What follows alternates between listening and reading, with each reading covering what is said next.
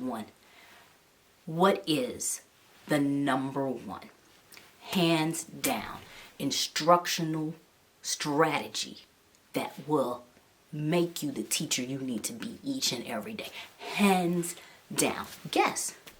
Tell me.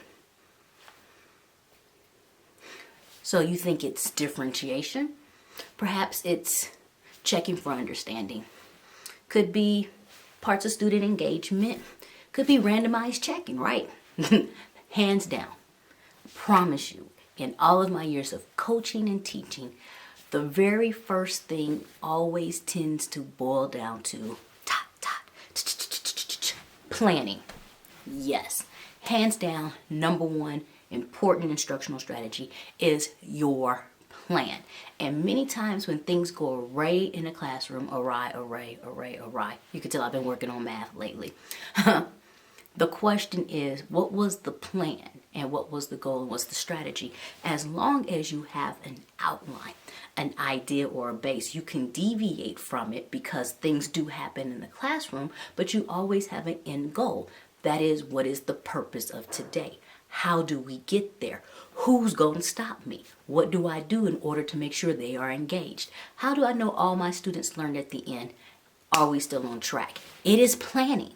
If you don't take out the time that's necessary to plan, man, your classroom is a totally different environment. And I'm not talking about those veteran teachers who've been doing it so long that they can walk in and just do something on the top of their hat. That's like a singer coming in, and even though they haven't sang a song in 20 years, they can go back and sing the melodies.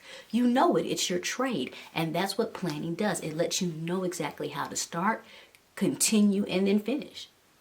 So hands down, planning. If you're new, planning. And the one thing that we fail to realize sometimes in the administration is the value that's taken in order to allow our teachers to sit there and plan and even collaborate in order to get more ideas on just how to come up with a structure that works for their classroom, a structure that works for their lessons, an idea of how things go so they can go in and apply it, practice it, maybe readjust it and come back. But trust and believe, if you're not spending some time planning, if you're not breaking out a part of your day, looking at what is your objective or your standard, what are your activities, how do I engage students in those activities, what is the actual activity that shows understanding, and then how do I make sure they learned it all in the end, your class is going to run a lot different. Now, we're going to continue to talk about instructional strategies left and right, different things you can do in the classroom, different ideas, how to bring information to students in just new and enjoyable ways. But all of that takes planning. It does.